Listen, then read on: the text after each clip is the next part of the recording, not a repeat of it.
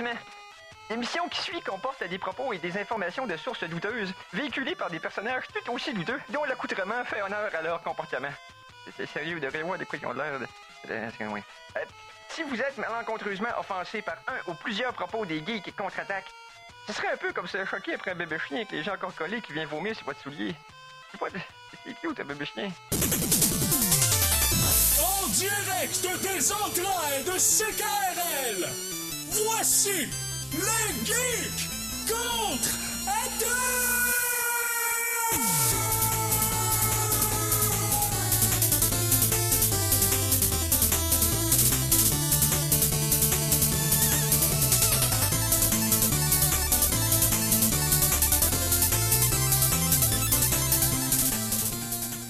Alors, nous sommes le 13 avril.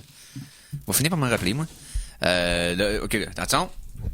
Non, tout va bien. Ah oui, ça aurait pu faire plus de bruit que ça. Je pense que j'ai ton micro puis t'as le mien.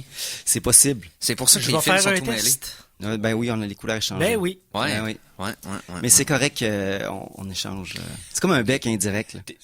Eric, on t'arrête de s'embarrasser. Hey, bonjour tout le monde. Moi puis Eric Lajoie, nos co-animateurs, nous partageons même nos micros. Ouais, c'est ça. C'est OK, t'as peu. On va faire le switch dans Non, on laisse ça de même. On changera ça à la pause. OK. Il y a rien qui presse. C'est samedi après-midi. On est une demi-heure plus tard que d'habitude.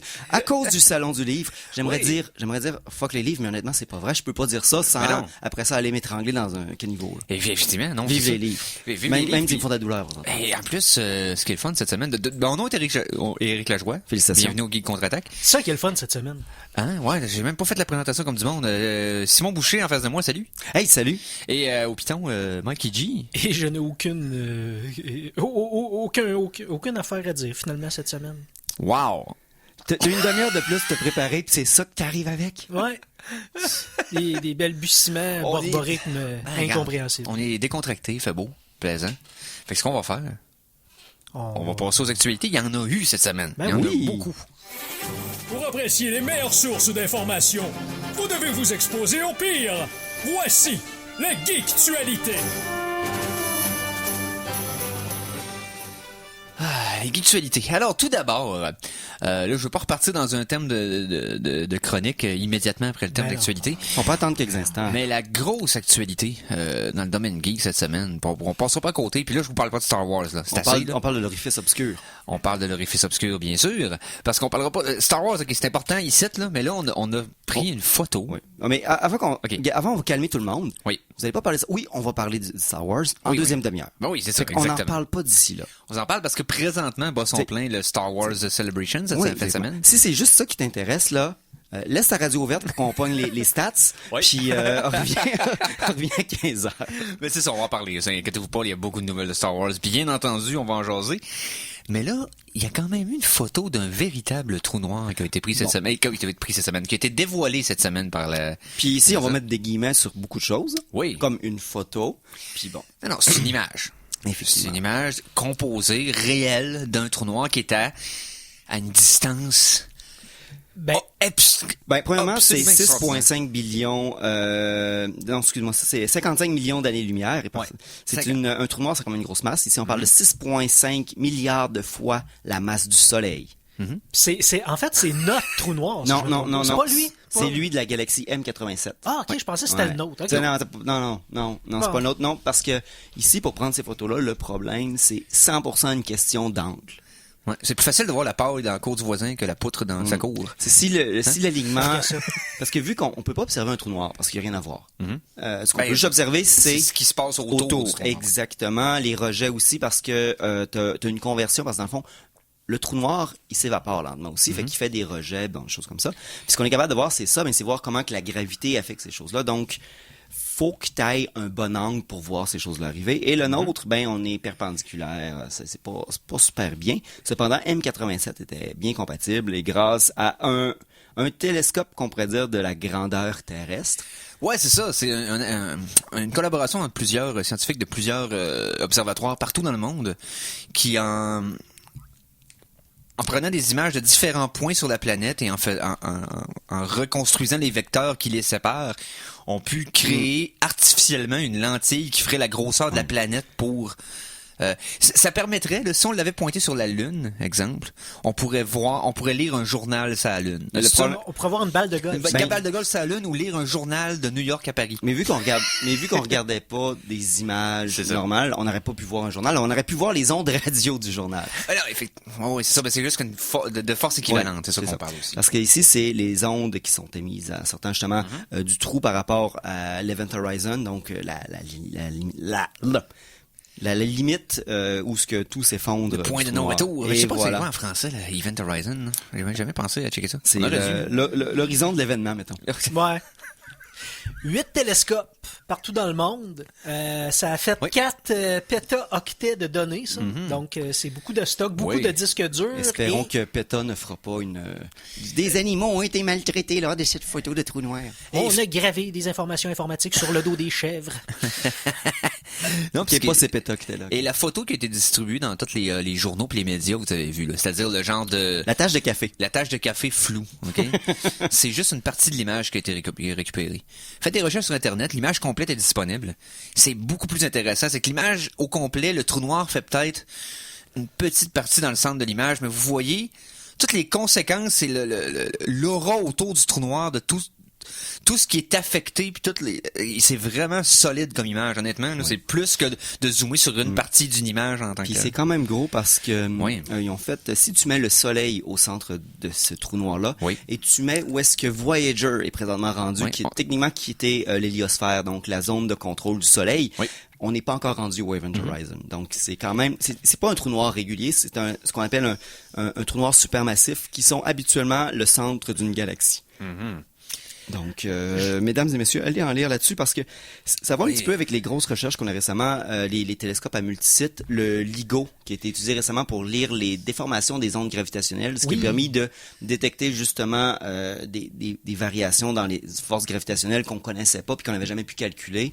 C'est des gros efforts de plusieurs équipes de scientifiques partout dans le monde pour arriver à un résultat. Puis donc, on est loin de les Américains contre les Russes de l'époque. C'est maintenant, tout le monde doit travailler ensemble pour avoir des résultats parce que si tu travailles tout seul dans ton coin, ben, on a déjà fait ce qu'on était capable de faire dans ces circonstances. Ah, puis les scientifiques qui ont dévoilé la nouvelle ont d'ailleurs baptisé non officiellement le trou noir. Le nom n'a pas encore été entériné par l'Union internationale d'astronomie, mais le nom serait un nom hawaïen. Oui. Powei. Donc, la définition de Powei, c'est... embellir une source sombre de création ininterrompue. C'est ça. Et parce que 2 des télescopes étaient situés à Hawaï. OK. Ça, c'est ce qui justifiait de choisir un nom hawaïen. Mais là, dans le fond, il suffit juste que l'Union internationale d'astronomie approuve le nom du trou noir pour lui donner ce nom-là. Je veux juste souligner quelque chose d'autre d'assez important parce que pour toutes ces données-là, 8 télescopes, il y a 4 équipes qui ont travaillé pour chacun avoir une image et il y a plusieurs images. Donc, mais il a fallu un algorithme pour faire ça. On est rendu dans la science que tu peux plus traiter les données à main. Ben, c'est ça. Et cet algorithme-là a été baptisé Chirp et ça a permis de créer cette image-là à partir des 4 pétaoctets. Et c'est une jeune femme de 29 ans qui s'appelle Kate Bowman qui est devenue une vedette mondiale après la publication. Pas du tout, c'est une informaticienne. C'est une informaticienne, dans le fond, qui a créé le code. Une américaine, puis c'est grâce à elle qu'on a pu voir ça cette semaine. Puis si vous voulez angoisser sur votre vie, là, elle a 29 ans. Ça fait 12 ans qu'elle travaille sur le code. Ouais. Qu'est-ce que vous faites à 17 ans, vous autres, là? Vous avez fait un matin, vous autres? Ça fait mal, hein? J'ai mangé une poutine à midi. Elle était bien fancy, là, mais... Oh my God. Dans 12 ans, on va encore en parler de cette poutine-là. C'est ça. Mais écoute, c'est pas moi qui l'ai faite. Elle a 12 ans travaillé sur un code depuis qu'elle a 17 ans, je pense qu'elle a travaillé sur le code, là. C'est craqué, là. Oui. Sur ce, voilà, ça a été, selon moi, la grosse nouvelle de la semaine, là, je veux dire, une image réelle d'un trou noir. C'est plus juste une théorie, là. Parce qu'en plus, l'image, l'impact que ça a de voir ça, c'est que ça concorde avec les modèles mathématiques basés sur les équations d'Einstein. Qui est né dans le 19e siècle, là. Mais Oui. ce qui est important dans ces choses-là, c'est ça, c'est qu'on a des modèles mathématiques. C'est comme, on est capable de faire fitter les chiffres parce qu'on s'arrange pour les faire fitter pour que ça se tienne. Mais tant que t'es pas capable de prouver que, nous, on a décidé que ça marchait comme ça parce que c'est comme ça que les équations se balancent, là, quand t'es capable de le prouver, tu te dis, notre théorie était bonne. Donc, c'est un pas de plus vers des théories unifiées de beaucoup de... C'est ça. Et que tu observes un phénomène qui a l'air exactement de ce que tu pensais qu'il aurait l'air, n'ayant que des chiffres comme base. C'est ça qui est extraordinaire, c'est que non seulement le trou noir ressemble à ce qu'il pensait qu'elle allait ressembler, mais en plus la traînée du trou noir, le statut de la vie du trou noir, dans le fond, son âge potentiel, tout ça concorde avec ce qui s'attendait. Puis l'influence que ça a autour. Oui. Ouais, c'est ça. Ça fonctionne tout. Fait que, tu sais, les théories d'Einstein sont encore très valides. Ça fait juste les prouver encore plus, donc c'est assez sensationnel quand même. Parlant de trous noirs, Ouais. on a un sérieux trou noir tous autant que nous sommes dans nos poches, dans notre portefeuille. Ok, là tu me rassures. Non. Oui. Oui, puis c'est à cause que les compagnies font en sorte qu'on doit toujours acheter des affaires de plus en plus parce que tout fuck. Toute prise. Mais en tout cas, l'obsolescence programmée, c'est la loi 194 qui est passée qui a été proposée dans le fond à l'Assemblée nationale ici au Québec. Quelque chose qui est quand même intéressant, qui nous concerne un peu, dans le sens que c'est dans l'univers de l'électronique, c'est certain, c'est quelque chose qui a été longuement débattu. Puis dans des gogos. Les geeks, on aime ça, les gogos. Oui, c'est ça. Il n'y a plus rien qui se répare, là. Je suis allé l'année passée pour faire réparer un de mes rasoirs qui ne fonctionnait plus. Ils ont dit, non, on répare plus ça. C'est parce une shop de rasoir supposée réparer des rasoirs. Non, achète-en un autre. Voyons! Non, parce que le temps humain d'un technicien de rasoir en Amérique du Nord coûte moins cher, plus cher que d'en faire un en Chine. C'est ça ici, un des gros problèmes de l'obsolescence programmée, c'est que c'est la course vers le bas des prix de tout. Ouais. On veut plus payer, donc on achète des choses qui sont le moins dispendieuses, donc qui se réparent pas, qui sont plus fragiles, puis qui vont durer moins longtemps. Fait que oui, il y a des compagnies qui s'arrangent pour que certaines choses durent peut-être pas aussi longtemps qu'ils devraient. Ou qui ne soient pas réparables, parce qu'ils ont des locks électroniques. Puis les contrats quand tu actives des appareils, que tu n'as pas le droit de les réparer. Récemment, Sony ont retiré un genre de tape sur ta PlayStation que si ce tape est ouvert, ta garantie est annulée. Ça, c'est rendu illégal à beaucoup de places. Fait que ça, c'est déjà un bon pas dans la bonne direction. Mais mon téléphone, je l'ai choisi. C'est un téléphone de 5 ans que j'ai encore. C'est le 3e que j'achète de cette version-là. Parce que je suis capable de l'ouvrir, changer ma batterie moi-même, mettre une autre carte SD, tout ça. Tu peux plus avoir accès à ta batterie avec les téléphones récents. C'est fini, ça. C'est fini. Fait que là, je suis content d'avoir un téléphone que je peux moi-même modifier et faire mes patentes. C'est comme... Mais c'est rare, là. Bientôt, là, quand lui va péter au frais, je suis pas sûr d'être capable de le retrouver facilement, là. C'est pour ça que ça il y en existe encore. Il y en existe encore, mais c'est dans des gammes plus élevées. Ouais, c'est ça. C'est ça, ou des marques ou complètement à l'opposé. Tu vois des marques complètement cheap, pas connues, bizarres, qui n'ont rien de compatible avec. Eux autres, tu peux toutes les défaire en morceaux si tu veux. C'est ça, c'est les intérêts entre le vouloir réparer, la modularité, le design, le poids, la grosseur. C'est toutes des choses qui font que c'est une bataille constante. Puis, il y en a... Dépendamment c'est quoi que les compagnies choisissent, des fois, c'est le consommateur qui perd. Puis ça peut commencer, cette bataille-là peut être gagnée en commençant par le niveau légal. C'est une 50aine d'étudiants en droit de l'Université de Sherbrooke qui ont déposé ce projet de loi-là cette semaine. Puis la bonne nouvelle là-dessus, par rapport à nous, c'est que des projets de loi similaires ont déjà été proposés aux États-Unis et en Europe. Cependant, il faut comprendre que les grosses compagnies les gros manufacturiers, que ce soit dans l'électronique ou ailleurs, là, ça peut être General Electric, ça peut être Apple, ça peut être une compagnie de voitures. Là, c'est ça, programmé, ça affecte quasiment tous nos produits de consommation dans lesquels il y a de l'électronique. Tu comprends? Ces compagnies-là, les lobbyistes ont été très rapides à tuer ça dans l'œuf. Okay? Au Québec, on est peut-être assez petit pour passer un peu en dessous de l'œil de Sauron. Mais assez longtemps pour que le projet de loi passe provincialement, puis ça peut après ça avoir un effet pour amener ça ici, on prend une chance, Canada, parce que, exemple, si on passe le loi au Québec, on n'est pas capable de faire, on n'est pas un assez gros marché si on reste tout seul pour que ça fasse quoi que ce soit. Fait que tout ce que ça va faire, tu n'auras plus une grande gamme de produits qui auront le droit d'être vendus au Québec. C'est comme des fois, tu peux pas acheter ça au Québec, c'est normal, il n'y a pas d'instruction en français. Ça va être la même chose, mais sur beaucoup d'électronique, il n'est pas réparable. Si personne suit, Ouais, c'est Ça ça. sert malheureusement, ça sert à rien. Faut que ça ait un effet de précédence avec les autres provinces, C'est ça. dans le fond, pour que ça s'étende au pays. Puis à Faut- partir de là, tu commences à avoir... Faut continuer à suivre ceux qui s'intéressent quand vous achetez des quoi. Allez voir les iFixit, qui sont des sites YouTube. Eux autres, Oui. ils prennent un objet, puis ils le démontent, puis ils donnent un niveau à quel point tu peux le réparer, à quel point c'est difficile, à quel point tu peux le faire toi-même, Ben oui. ou que c'est tout simplement physiquement possible. Donc, c'est des initiatives comme ça, en plus d'une législation qui peut marcher de quoi. Mais il faut que tout le monde embarque, parce que sinon, ça va juste faire qu'il va y avoir 4-5 marchés qui seront pas assez gros pour faire un effort pour changer les produits, qui auront juste plus les produits sur la tablette. Il y a ça, puis il y a le fait que les téléphones, on se le cachera pas, étant donné que tout le monde en a un. OK? Tout le monde. Tout le monde. Tout le monde. Fait que ça fait un nombre d'appareils qui est constamment comme en circulation, qui est énorme. Et un des éléments de votre téléphone, matériellement, qui est le moins cher, entre guillemets, c'est la vitre protectrice devant votre écran. OK? Par contre, c'est lui qui brise le plus souvent. Et quand il brise, faut quasiment que tu changes au complet, parce que remplacer ça coûte une fortune par rapport au prix des téléphones que les compagnies nous font semblant de nous vendre avec les forfaits cachés. Donc, ça fait en sorte que tu fais comme, bon, j'ai pété ma vitre, ça va me coûter 150$ le gros, mais j'ai eu mon téléphone à $0. Non, t'as pas eu ton téléphone à $0.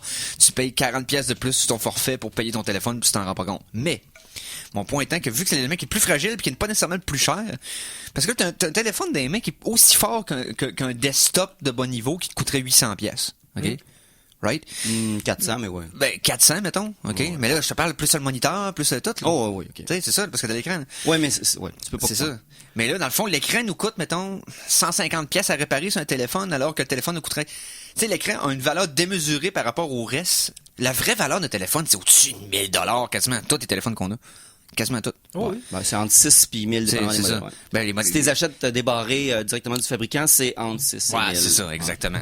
C'est effectivement. Majorité. C'est comme majorité, donc on Mais peut pas payer ce prix-là. Fait qu'on C'est fait pas quoi? pour rien que, mais c'est pas pour rien que l'écran coûte 150-200$. Ouais. C'est quoi que tu regardes sur ton téléphone? C'est l'écran. C'est des, regarde, Je t'as des sais. téléphones avec des écrans 4K qui sont gros comme une carte postale. Ça pas pour rien que ça coûte une fortune, ces écrans-là. Mais c'est pour ça que ça, il va falloir que tant que ça sera pas changé, tant que la fragilité de l'écran ne sera pas adressée de façon adéquate, on pourra pas, il va falloir... Mais- Comment qu'on voudrait garder nos Non, téléphones mais longtemps il y a si on brise d'autres, l'écran il y a tous d'autres les options, mois, c'est des manières qui sont fabriquées. Oui. Comme Oui. là, présentement, le problème, c'est que la vitre puis l'écran sont une seule pièce. Mhm. Pendant longtemps, c'était des pièces séparées. Fait que quand tu changeais de ta vitre, tu changeais pas nécessairement ton écran. Effectivement. Le problème, c'est que ça faisait comme les premiers téléphones cellulaires. C'est que Oui. tu as l'air d'avoir une grosse bulle d'air entre ton écran puis ta vitre. Oui, puis c'était pas tactile à l'époque. Ben non, ça l'était. Ça l'était? Oh, je parle des premières générations d'iPhone et d'Android. Oh, oui. Ça l'était, mais tes regardes, t'as comme l'air d'avoir comme 3 mm entre ta vitre puis ton Ouais. écran. Puis là, ben, les gens veulent des appareils avec un écran qui est beau, qui flash, que les couleurs sortent bien. Tu peux plus faire ça si tu vas voir ça. Fait que il faut Ouais, qu'on, je sais. c'est comme les légumes, c'est comme les légumes qui sont poqués à l'épicerie. Il faut que les gens acceptent d'avoir des choses qui vont peut-être pas être aussi shiny que c'était. Mais tant que les gens sont pas prêts à l'accepter, ça va pas aller nulle part parce que tu vas continuer à acheter ton téléphone à 0 pièce. Ouais, c'est ça, c'est que la cosmétique a encore beaucoup trop d'influence sur le choix que les gens font dans C'est ces pas juste la produits. cosmétique. Un téléphone cellulaire, c'est un écran. Ouais. C'est Ouais, rien je avec un sais. processeur en arrière. C'est juste un écran. Fait que c'est pas pour rien que tu focuses sur la qualité de l'écran. Oui, sauf que l'écran qui fait le tour du cadre, là. On s'entend, ça fait juste fragiliser l'appareil, là. Puis c'est pas plus beau, là. Oui. Ben, en plus tout cas, beau. moi, je trouve ça m'énerve parce que quand je dépose mon téléphone, je sais que l'écran touche pas à nulle part. Right? Ouais. Parce que le cadre dépasse de l'écran. Je me sens safe Ben, de de ton le déposer. case, OK? Même sans le case de téléphone, il y a déjà il y a un rebord. OK? Mais un téléphone qui a pas de. Qui fait le tour, hein, t'as l'impression que tu peux pas. Ce que je fais avec, là, je la cote Ouais. dessus, je fais quoi? Tu sais, Mais ça, ouais, ça, l'écran complet, c'est du Ça, je trouve design, ça- c'est de plus en plus, ben, tu veux que ton téléphone, c'est ce que je dis exactement, ton téléphone, c'est de plus en plus qu'un écran, tu sais, avec ben rien là, tu le d'autre. tiens comment? Je veux dire, mes doigts sont par-dessus l'écran rendu Ouais. là. Je veux dire, je veux pas tenir l'écran, je veux Ben, je veux il est- regarder l'écran. Ouais. Right? Mais en logiciel, il y a de la détection de toucher. Mais man, je trouve ça, je sais pas, je mets pas mes mains dans la TV quand je l'écoute, là. Tu sais, Je je veux veux dire, juste- Mon fils met les mains dans la TV quand il l'écoute à cause des téléphones. t'es sérieux? Ah Oui. ouais? J'ai Ah, ben j'ai oui. une vidéo de mon fils qui on regardait essaie des de photos sur la swiper. télé puis il essayait de swiper des images. Parce qu'une TV, ben, c'est un appareil archaïque. Ben oui. Ouais. Ben oui. Ouais. Hey, juste pour en revenir rapidement au projet de loi, là, Oui. ça va aider les consommateurs à faire des choix plus éclairés Oui, parce ça, c'est que sûr. ça c'est intéressant parce que ça va entraîner une conscientisation quand même. Là. Ils veulent instaurer une cote de durabilité pour les biens, donc une cote qui indique la durée moyenne de fonctionnement établie établi par, un bureau de normalisation du Québec qui devrait être instauré avec cette loi-là. Là. Et, c'est une cote qui va être indiquée sur une étiquette là, sur chaque appareil domestique. Donc, on va pouvoir faire des choix plus éclairés parce qu'il y a des trucs qui durent à vie, mais c'est pas le commun des mortels qui savent où chercher ça. Non. C'est pas la plupart des appareils qui sont faits de même parce que la vie étant ce qu'elle est, l'économie étant ce qu'elle est, c'est ça. Oui, puis ça va aussi, les gens vont devoir faire une décision. Est-ce que je veux un téléphone qui se répare pas ou un téléphone imperméable à l'eau? Voilà, Parce que ça. c'est des choix. Tu peux pas choisir un ou l'autre. Je voyais une pub dans le journal ce matin. OK, c'est marqué le téléphone avec le meilleur appareil photo sur le marché. OK? Puis là, je disais, OK. Puis je parlais avec un de mes amis au téléphone hier. Parler au téléphone, là, right, là, comme un animal, ouais. Parce que c'est un téléphone. Ouais, comme un animal. Je veux juste rappeler aux gens que c'est un téléphone. Non. Okay? Ça s'appelle un phone. Non. Okay? J'ai une ligne fixe chez nous, je m'en sers régulièrement. Bon, OK, ça y est. Je disais au téléphone à roulette. Je disais que c'est bizarre que tout s'améliore là-dessus, sauf le téléphone qui devient de plus en plus merdeux. C'est la qualité audio du téléphone a baissé drastiquement dans les 20 dernières années. Oui, mais c'est dégueulasse. Eric. Avant l'envers, la technologie audio. Non, parce qu'on va être clair ici. Regarde les statistiques il y a beaucoup regarde, je travaille dans le jeu vidéo, il y a des gens qui se plaignent. Comment ça qu'ils ont enlevé ça? Comment ça qu'ils enlèvent ça? Tu regardes les statistiques, il y a juste toi qui s'en servais, il y a juste toi qui aimais ça. Il y a plus personne qui en fait des appels téléphoniques quasiment. C'est de moins en moins important pour les consommateurs dans un téléphone. Ouais, sauf que quand c'est toi. OK, attends. Si c'est ton seul téléphone, puis tu as des appels à faire importants, je parle pas des appels avec tes amis. Oui. Je parle d'un appel, mettons, pour un logement, pour un job, pour régler quelque chose d'une adresse. C'est des appels que faut absolument qu'on t'entende clairement. Tu as de l'information importante à processer pour que quelque chose dans ta vie avance. Ce serait la moindre des choses que l'option audio sur un téléphone fonctionne bien puis soit claire.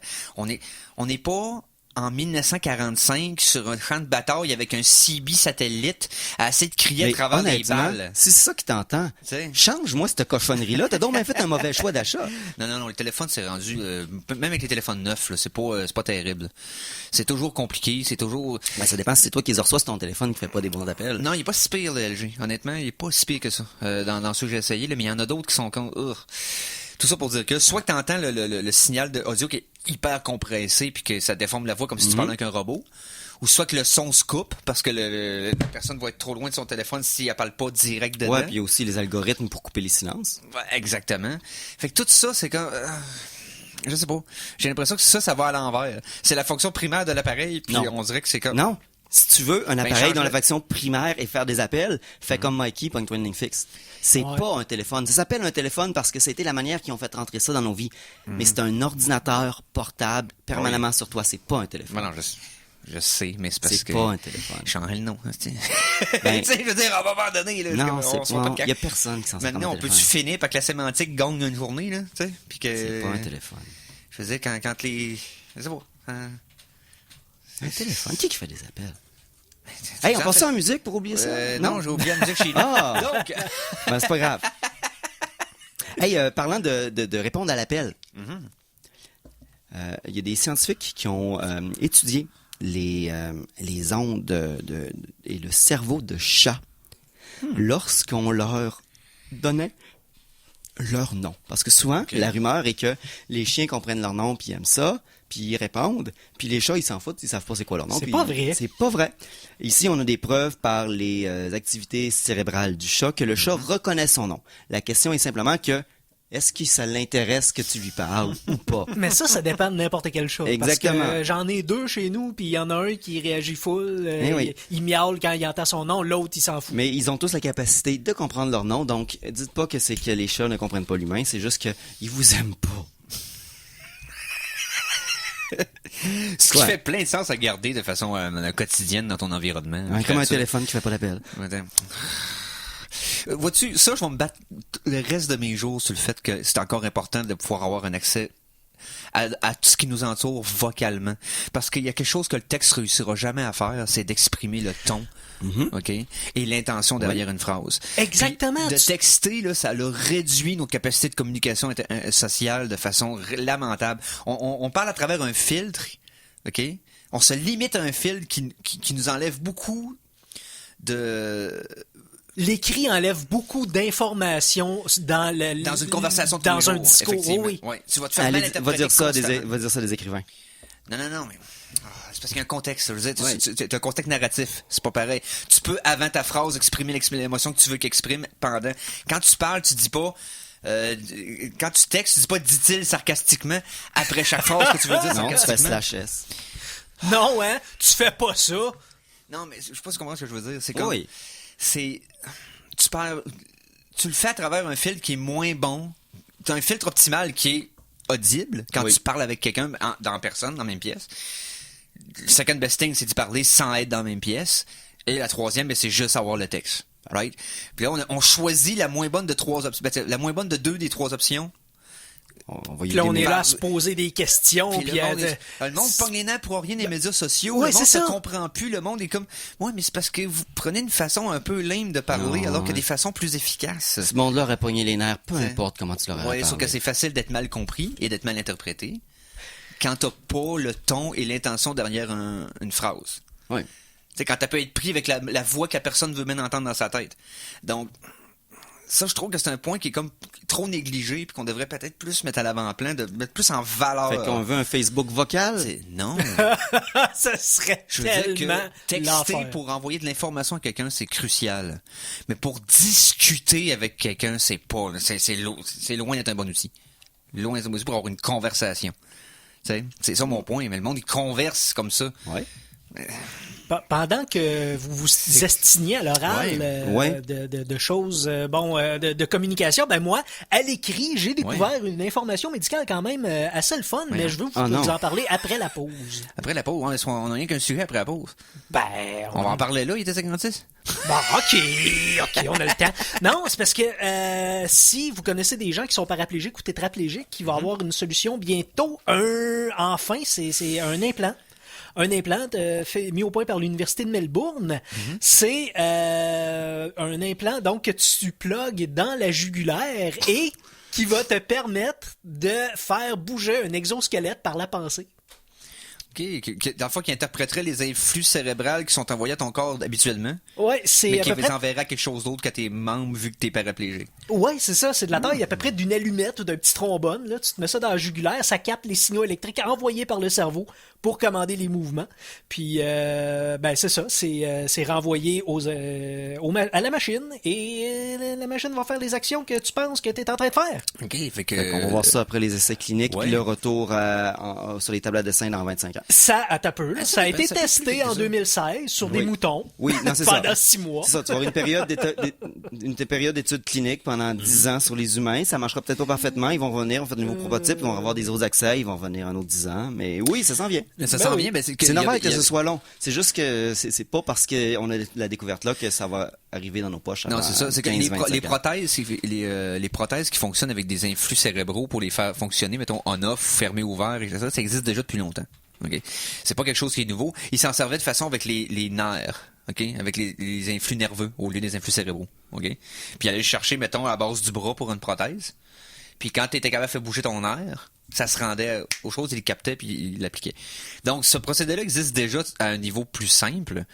À partir de là, c'est plus aussi... Parce que même si la technologie le permet demain matin, faut que tu oublies que le prix d'avoir un exosquelette par-dessus ton corps, que tu vas pouvoir contrôler avec ta tête, avant que ça devienne abordable pour quelqu'un qui a ce problème-là, on n'est pas sorti de l'auberge. Ça va coûter une fortune. Jusqu'à ce que, je sais pas, moi, l'imprimerie 3D permette de le faire de façon plus cost-effective, entre guillemets. Il y a une entreprise au Québec qui en fait des exosquelettes et sont pas mal en train d'alléger le tout termes de poids et de prix. Ok. J'ai pas l'information encore, mais je vais vous en parler la semaine prochaine. Je vais fouiller ça. Tu penses pouvoir t'en payer une? Ben, quand je vais en avoir besoin d'une, d'après moi, je vais pouvoir m'en payer une, oui. Parce que ça va être rendu à ce point. OK, donc nous autres, on va écouter un petit trailer pendant la pause. Parce qu'on a beaucoup de choses à vous parler après la pause. En fait, non, on a une affaire à vous parler, mais Ben plein non, d'affaires d'une affaire. plusieurs facettes de la même affaire. Ouais, c'est ça. Ouais. Même Plus affaire. T'as-tu quoi? Ouais, puis si vous voulez avoir la version cheap, ben on va vous la texter. C'est... Oh. Les gays contre-attaque, c'est à Côte-Nord, après la pause. Ah, ça y est. Alors attention, ici c'est François Pérusse et ce que vous écoutez en ce moment, c'est les Geeks contre-attaque. Fait que watch out. À CKRL 89,1.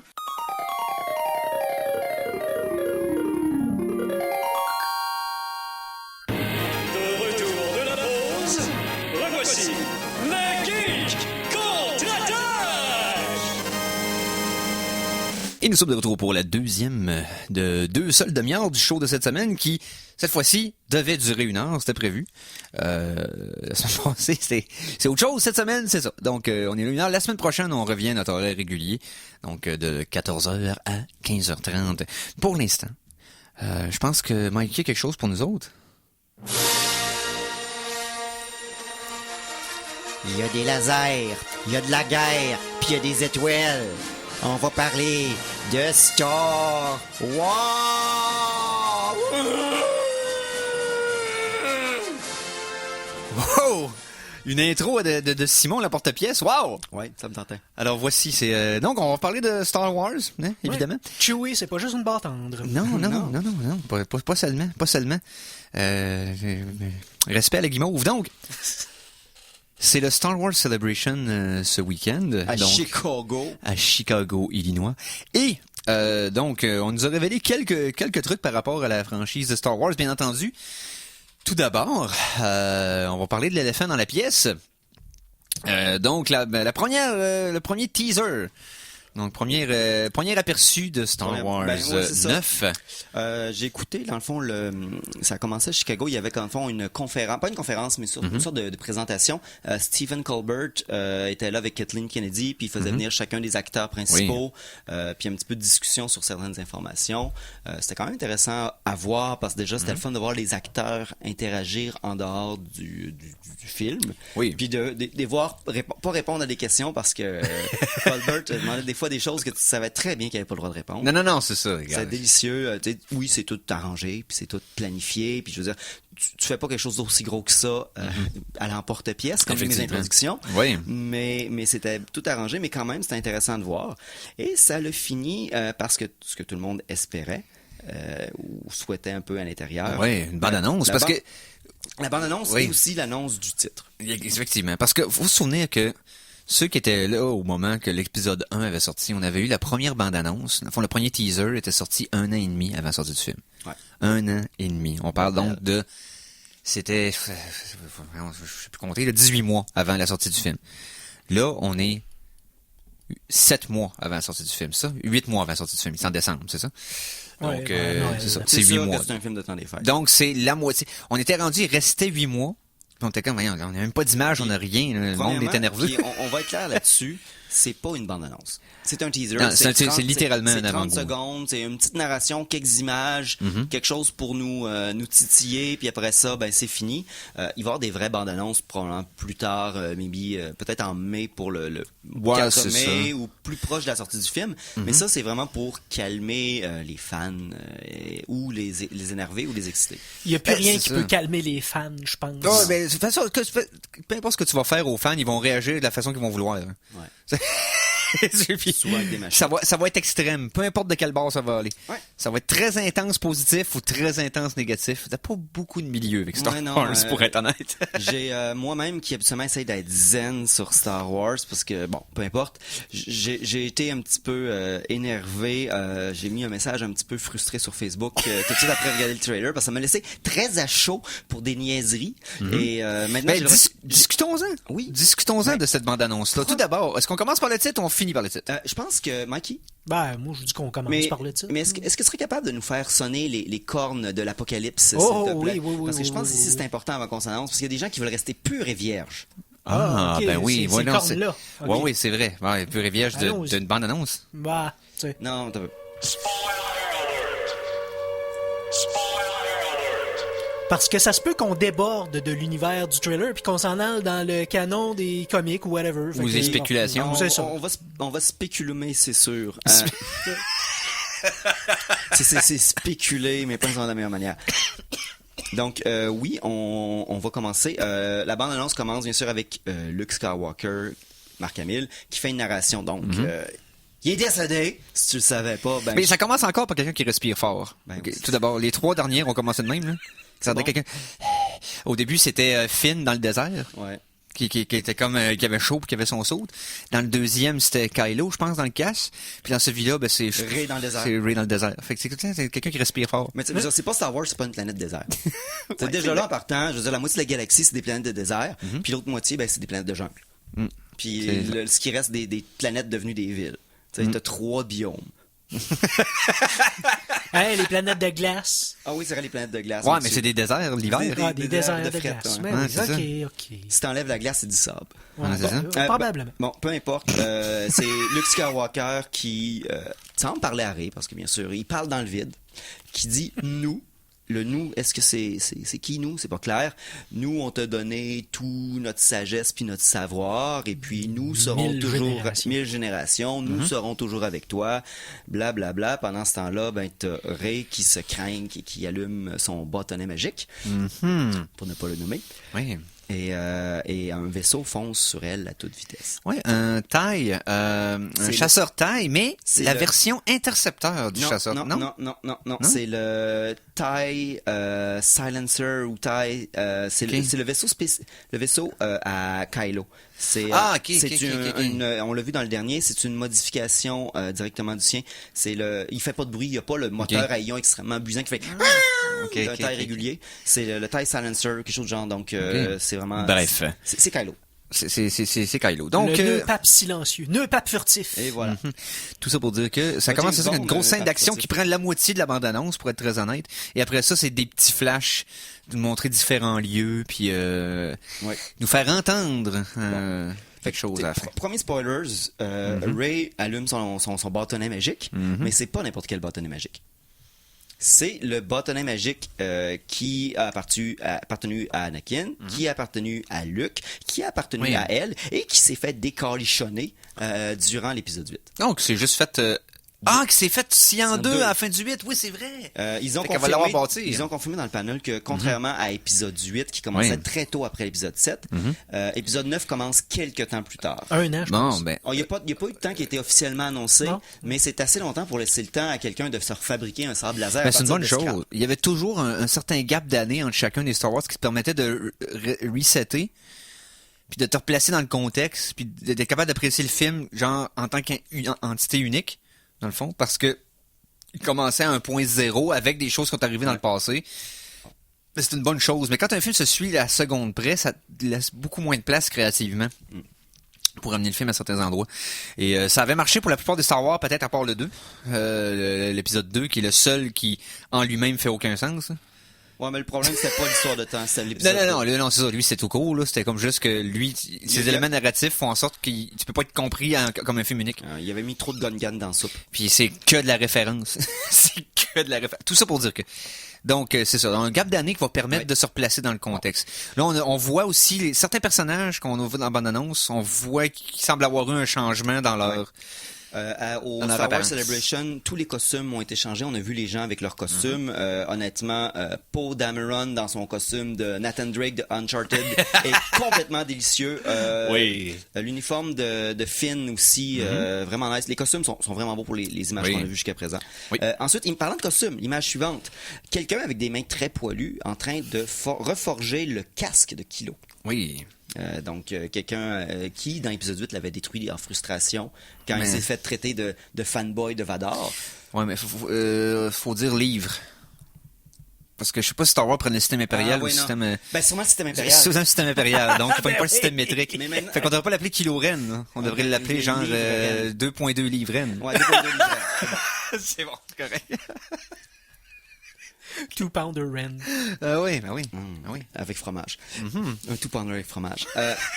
Sinon, dans d'autres images aussi, on a vu Dio.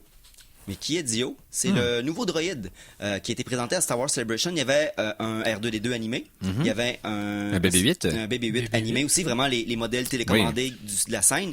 Et il y avait Dio qui est un nouveau petit droïde qui est le nouveau best buddy de BB-8 Oh. qui ressemble dans le fond à un canard avec une roue. Il se promène sur une roue. Ah.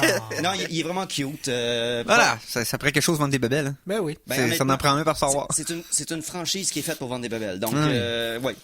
Ouais. Il y a des Star Wars juste parce que ça vend des babelles. Il y avait des Jawa dans le premier. Ah ouais, Il y avait des Ewoks dans le troisième. Si Star Wars n'aurait jamais vendu de babelles, on n'aurait jamais eu un deuxième film. Non, c'est ça, exactement. Donc, Sinon, quelqu'un qui était justement présent lors aussi des discussions puis qui a eu un petit moment, Monsieur Billy D. Williams, Oui. de retour dans le costume de Lando Calrissian. Oui, ça qui faisait a- un petit bombe le fun. Là. Quand je l'ai juste vu avec le Faucon Millenium des mains de Chewie à sa droite, je sais pas, il y avait un petit edge le fun avec ça. qui avait exactement le même, lui qui a l'air d'avoir exactement le même gilet que la dernière fois Ben qu'on oui. l'a vu. Qu'il a fait... Il semblerait que l'Empire a comme tout pété les Rossi. Hein? Ouais. Tu peux pas t'acheter de linge Non. nulle part. Là. Non. Tous les magasins de linge, les Sears de ce monde, puis les Zellers. Tu puis fais tout. dans ce temps-là, tu fais attention au peu de capes qui te restent. Voilà, c'est Parce ça. que si on a vu, ceux qui ont vu Solo savent que les capes, c'est très important. Ben oui. Oh, c'est crucial. Sinon, quelque chose aussi qui avait été annoncé, Carrie Fisher en Leia qui revient à partir d'images filmées lors d'épisode 7, principalement et un peu épisode 8. Donc, Oui. c'est pas un truc comme à la Rogue One où ce que c'est jeune Carrie Fisher en robot holographique. Non, c'est sûr. 3D. Ben, peut-être qu'ils vont comme faire des scènes des scènes de transition pour que les scènes fit avec quelqu'un puis une partie de la face en CGI. Oui. Je veux dire, ils l'ont fait en 91 avec The Crow. Là. Tu sais, Il c'est va comme- vraiment avoir des scènes où, mettons, Ouais. deux personnes qui se parlent, puis quand ta voix de dos, ben, c'est un acteur pour donner C'est la réplique. ça, exactement. Mais ça reste que, bon, ils vont s'en servir pour pouvoir fermer la boucle de ce personnage-là. Exactement. Beaucoup de petites choses. Le tout, il y a plein d'actions, des explosions, il y a Chewie qui crie, tout va Ouais. bien. Et la fin finisse par des personnages qui arrivent sur une planète devant un grand lac et il y a une patente pétée sur ce lac. Oui. Et c'est un gros morceau de l'étoile noire. L'étoile noire 2. Un ou deux, qui sait, mais probablement deux. Ah, probablement 2, ouais. D'après les rumeurs, c'est probablement deux parce Parce que c'est un gros morceau. ouais, puis aussi, Ouais, mais les deux ont pété en petits. C'est ça que je trouve con. Ils ont pété en morceaux qu'on voyait pas. Mais- Puis c'était un gros fragment, là. blâme les effets spéciaux de l'époque. Ouais, mais c'est parce qu'ils ont refait les effets spéciaux avec les éditions spéciales, puis on voit encore ça péter en poussière. là. Les éditions spéciales, ça faisait même pas le tiers de ce que Jurassic Park pouvait C'est faire. ouais, c'est juste que mon point, c'est que l'explosion est tellement iconique dans la culture Ouais. populaire qu'on sait comment qu'elle pète. Fait que ce morceau-là, on l'aurait vu revoler. Là. C'est les morceaux qui sont venus par en arrière, tu voyais pas. Ah, Ouais. ok. À moi, c'est un autre, c'est une première étoile de la mort prototype qui a pété sans C'est qu'on le ça. sache. En tout c'est cas, ça a pour- l'air d'une nouvelle planète, cette Mais planète. Ouais. non, on va s'en reparler tantôt. Et puis finalement, le trailer finit par quelqu'un qui dit que rien ne meurt jamais. C'est Luke qui dit ça, une citation de Oui. épisode 8. Oui. Et après ça, on entend un ricanement pas gentil du tout. Ben oui, c'est le rire de Michael Jackson là, dans le trailer Vincent Price, c'est ça. Exactement. Vincent Non, Price. c'est Monsieur McDermid. Oui. L'acteur qui fait Palpatine. Et puis ceux-là qui avaient des doutes, il lui-même était sur scène Oui. après le trailer et il a Roll dit it again. Faites-le jouer une deuxième fois avec sa voix. Donc, et après ça, ben, le titre est apparu qui est Star Wars The Rise of Skywalker. Et jusqu'à présent, moi j'ai plus de frustration que j'ai des interrogations qui mènent plus vers... Non, faut choisir ça. La manière que j'interprète le trailer ne me laisse que des frustrations, mais il y a place à des choses positives. Mais si jamais ça tourne comme mon mauvais présage me le fait sentir, suivant J.J. Abrams puis épisode 7, je vais tuer quelqu'un avec une pelle. Non, C'est pas quoi vrai. ton mauvais présage? OK. J.J. Abrams, moi j'ai peur qu'il nous... Bon, premièrement, l'étoile noire, aller dans l'étoile noire brisée, c'était son histoire originale pour épisode 7. OK. Il était supposé aller chercher la carte pour amener à Luke Skywalker, était dans l'étoile noire. OK. Ensuite de ça, c'est ramener des affaires de... Bon, on ramène Lando. OK, c'est correct, mais on ramène l'empereur comme le méchant, on ramène... C'est encore essayer d'aller remixer toutes les choses Ok, du ouais. passé. C'est sûr que- C'est très GG. Selon ce que JJ a dit, il a essayé vraiment. Ils ont fait ce film-là dans l'optique de clore la boucle complète de la saga. Ouais. Donc là, la façon qu'ils ramènent ça narrativement, je sais pas comment ils vont Non, le faire. c'est Est-ce ça. que ça va être dans la continuité? Est-ce que ça va être des flashbacks qui vont être en parallèle avec ce qui se passe dans la vraie vie? Est-ce que c'est du monde qui vont revenir dans le temps pour essayer de changer quelque chose qui s'est passé? Il y a plein de façons d'amener ça. Là. Oui, puis il y a des bonnes manières T'sais, de le faire. Puis C'est je ça, veux dire, ou l'empereur peut avoir un clone. T'sais, Il a créé une armée de clones pour avoir un clone de lui-même aussi. Lando, je trouve ça cool, c'est correct. Fallait Oui. ramener, fallait fermer sa boucle, c'est bien. Mais moi, ce que j'ai peur, c'est que on ramène l'empereur pour ramener l'empereur, plutôt que de continuer à utiliser, peu importe ce qu'on qu'on avait déjà sur place. On a Kilo, on a ses chevaliers, puis il y a de quoi faire du mal si on veut. J'ai juste peur que ce soit ça. C'est sûr, ça peut être aussi un fantôme de la force obscure dans l'étoile noire qui hante les lieux de sa mort. Ça serait probablement la manière la plus zen puis la plus cool de l'amener, un peu comme le fantôme de Vador dans la grotte de la force obscure. L'empereur est mort à cet endroit-là, fait qu'il hante de toute sa malveillance l'étoile noire, mais j'ai peur que ce soit pas ça. Si tu lis les livres Aftermath, tous les livres de la nouvelle continuité, il y a 2 thèmes récurrents, puis un c'est les robots qui se battent pour avoir leurs droits civils, le Civil War des robots, puis l'autre c'est l'empereur avait planifié qu'à sa mort tout devait s'effondrer. Il y avait des plans de contingence après sa mort. Mais surtout il avait construit des observatoires puis des endroits spéciaux juste pour lui partout dans l'Empire. Et puis, on dirait qu'on va rechercher ces choses-là. Fait que j'ai peur de la manière qu'on va amener l'empereur.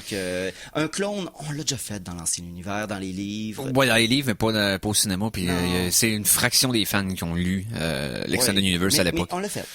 C'est déjà fait, c'est sûr. Mais c'est la première fois qu'il recycle du stock de l'Extended Universe pour là. Surtout JJ. Je veux dire, c'est pour ça qu'il arrive. C'est JJ. Ouais. Je sais qu'il va recycler du stuff. Puis j'ai pas confiance. La seule chose que je suis content, c'est que, ils vont clore cette saga-là. Oui.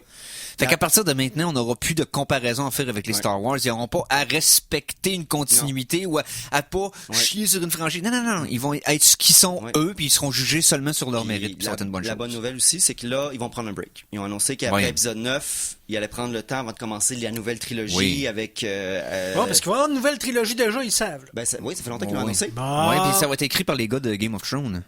Les deux scripteurs de Game of Thrones. Par épisode 8. C'est qui le directeur de Non, Rian Johnson, ça n'a pas été confirmé qu'il est encore là. Oui, c'est confirmé. Il finit ses projets actuels pour embarquer après ça sur la nouvelle trilogie. C'est lui qui est attaché à ça depuis le début. C'est pour ça d'ailleurs qu'il faisait pas épisode 9. Il y avait des restrictions, puis il faisait ça après. Il y a ça, puis il y a le fait que Trevor Rose s'était fait sacrer dehors de façon subite là, pour épisode 9, là, puis c'est J.J. Abrams qui est arrivé dernière minute pour compenser. Oui, non, c'est ça. Mais les gens de Game of Thrones pour la prochaine saga. Puis qu'entre-temps, ce qu'on va avoir à se mettre sous la dent, c'est du côté télé pour Disney Star Wars. Ouais, avec Disney+. Disney+, d'ailleurs, on va pouvoir en parler un peu en parlant de ça, parce que c'est aussi une grosse nouvelle dans l'univers geek. Donc, $7 américains. Ouais. Tout le contenu des séries télé Marvel, qui ont annoncé beaucoup de choses. Disney. Ensuite de ça, ils vont avoir les droits de tout ce qui appartenait à Fox Télévision, incluant les Simpsons, tous les films et les séries télé Fox. C'est du stock, là. Tout le contenu. Honnêtement, ça va être un gros joueur. Il y aura quand même moins de contenu que Netflix, que Netflix, mais ça va être un des gros joueurs. Parle de contenu exclusif? Oui, c'est ça. Puis, ils ont beaucoup de contenu exclusif. Ils font des séries sur The Mandalorian, ils font des séries sur... je vais vous donner les 4 titres pour Marvel, parce qu'ils ont annoncé 4 séries télé Marvel, et avec les acteurs des films dedans. Là. OK. Pas des street level talk avec des acteurs inconnus. Là, OK. Pour ce qui est de Disney+, en passant, le Star Wars, c'est The Mandalorian. C'est ça qu'on va avoir sous la dent à aller jusqu'au prochain film. À la sortie, c'est même disponible dès la sortie. Exactement. Puis c'est produit par Jon Favreau. J'ai bon espoir que ça va être décent. Ça sera pas un genre de drôle de mash-up comme dans Rogue One quand t'as l'impression que ça a été monté dernière minute, ou du Han Solo où ce que la lumière te montre rien du premier acte. Là. Ça va être plus compétent. C'est aussi c'est produit par Favreau, mais il y a des gens qui viennent faire. Taika Waititi vient faire un épisode. Oui. Il y a plein d'autres directeurs qui viennent faire des épisodes. Exactement, ça risque d'être le fun. Donc pour Marvel, les 4 séries qui sont annoncées. Tout d'abord, ils ont annoncé une série sur Loki. Okay. Donc Tom Hiddleston qui va revenir, ce rôle est tellement populaire, ça a tellement modé sa carrière que dans le fond on va avoir une série sur lui exclusivement. Ensuite, Scarlet Witch Vision. Scarlet Witch Vision, exactement. Ça va s'appeler WandaVision, ok, la série. Donc une série sur ce couple-là, qui peut être très, très, très intéressant parce que Vision, pour ceux qui le connaissent moins, dans les BD, il a fait partie de certains arcs d'histoire qui ont été sensationnels dans les 20 dernières années de Marvel. Il est mort. Regarde, ok. Reste que Vision dans les BD est souvent extrêmement bien écrit. C'est un personnage qui a été longtemps mis de côté dans les années 80-90. Depuis les années 2000, il y a des scripteurs qui ont fait d'excellents jobs avec ce personnage. Récemment, il y a une série qui a été très, très, très, très prisée. C'est Vision qui tente de se faire une vie familiale en banlieue avec une famille d'androïdes comme lui. C'est dark au bout! Oui, man, j'avais lu dans le temps, j'avais Marvel Unlimited. Puis des pactes avec le diable. Je pense que c'est une mini-série de 5 ou 6 numéros. C'est super cool à lire. C'est délicieux. excellent. Tu Donc, sais, un personnage juste trop grand pour Ouais, lui-même. Là, tu sais, c'est exactement. comme ça, il y a du stock à faire avec ça. Donc, c'est ça. C'est lui qui tentait de refaire sa vie après Ben oui. sa séparation avec Wanda. Fait qu'on on a Loki, on a donc Wanda et Vision. On a Falcon and the Winter Soldier. Donc, ou The Falcon and Winter Soldier, je me rappelle plus. Mais donc, les deux amis de Captain America qui vont faire des aventures ensemble. Ça risque d'être bien intéressant. J'aime bien j'aime bien les deux acteurs qui jouent respectivement Falcon et Ça peut être une Bucky belle et Winter chimie. Soldier. Ils ont une belle chimie entre eux autres. Et de voir plus d'Anthony Mackie en Falcon, mais surtout de Sebastian Stan, qui lui devrait être le choix logique pour prendre le relais du Captain America Ouais. quand Evans va s'en aller. Techniquement, les deux pourraient l'être. Les deux pourraient l'être, parce que dans les BD, ils l'ont été tous les deux. Et voilà. Fait que ça peut être très intéressant. Ça va peut-être justement nous attiser, genre, ben, qui entre les deux va Mais peut-être... moi, je suis plus intéressé par la 4e. La 4e, ça, là, quand j'ai entendu le nom, pour les tripeux de BD, ce nom-là va vous rappeler de la nostalgie chaleureuse à l'intérieur de vous-même. La 4e série que Marvel va sortir sur Disney+, s'appelle What If. Hein? Les What If, c'était une série de BD des années 80, 70 et 80, dans l'univers de Marvel, où ce qui pognait une situation hypothétique d'une question qu'un fan peut se poser, Ben puis oui, ben oui. genre, qu'est-ce qui serait arrivé si Iron Man avait cédé au départ et vendu son armure aux militaires américains au lieu de s'en servir pour lui?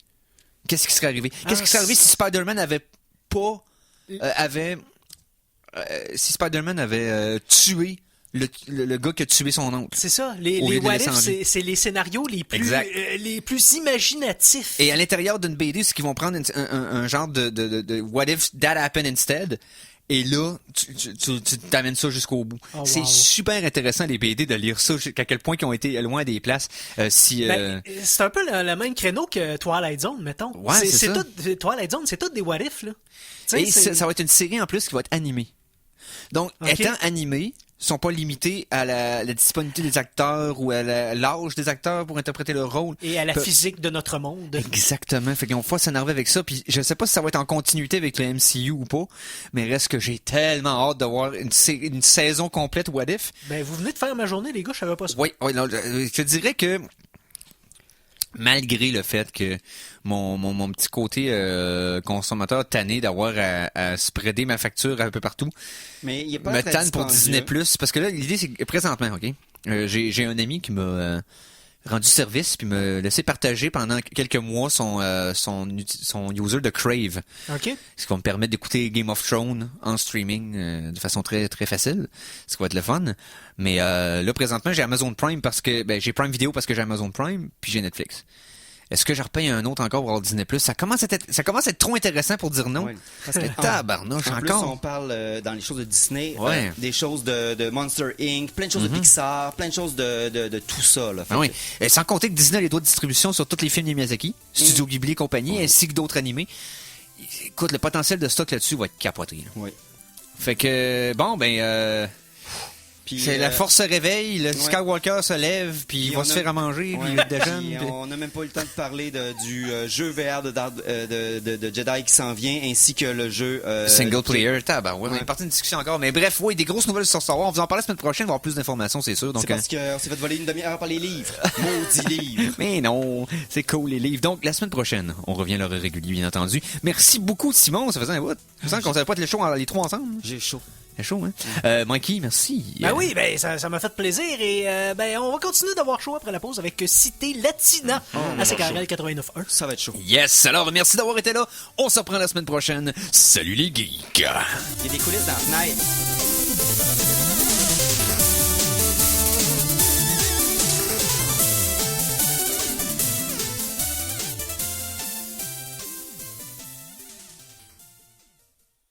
Téléchargez l'émission Les Geeks contre-attaque sur ckrl.qc.ca ou abonnez-vous à son podcast sur iTunes.